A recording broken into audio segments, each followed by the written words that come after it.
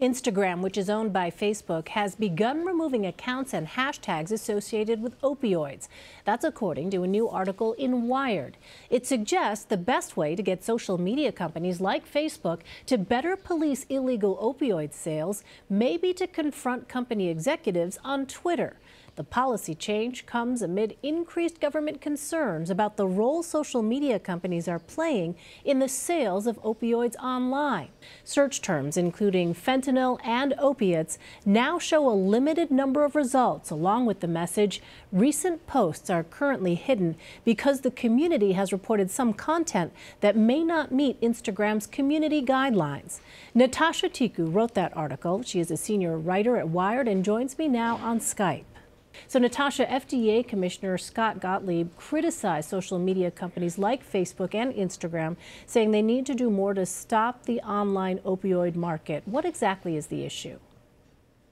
The issue is that these companies have been more proactive when it comes to advertisements on their platforms. But what Commissioner Gottlieb was talking about is going a little bit further and tweaking their algorithms so that, say, if you search for illegal drugs, it might redirect you to some information about a treatment center or information about the risks involved in taking certain drugs. And what they're asking tech companies to do is something they've been reluctant to do in general: police user-generated content, because they're worried about the liability issues and responsibility issues that come with, being more proactive about moderating content online. Yeah, you write that social media companies like Facebook have been reluctant to alter the algorithms which help pick what stories are displayed. Why is that again? They don't want to have more responsibility. If they start policing ads, it's much easier. They have control over that. Otherwise, they get into issues of liability for leaving content up. There's been some laws recently around that tech companies are pretty afraid will increase their ability to get sued for content on their platforms, which is something they're always trying to avoid.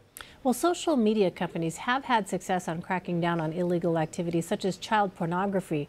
What makes the issue of opioids different? I think part of the issue is that, some of the speech about opioids online might be from people who are seeking a community of other people who are dealing with the same addiction issues. It might involve more, perhaps, human moderation to distinguish between good content and bad content. It's not as clear cut, and there hasn't been as much of a push from regulators and Congress to take these issues as seriously. It's not as though they, were as proactive as they are about child pornography of their own volition. That took some attention to the issue at first. Well, Guy Rosen, Facebook's vice president of product management, said these fixes will not happen overnight. What can the company do? I think the company can start being more responsive to complaints and to concerns. There is a nonprofit group representing a number of tech companies, and I spoke to some people who've been at the table with that nonprofit group, and they believe that the companies can be more proactive when it comes to even just responding to some of the issues that they have been trying to point out for a while.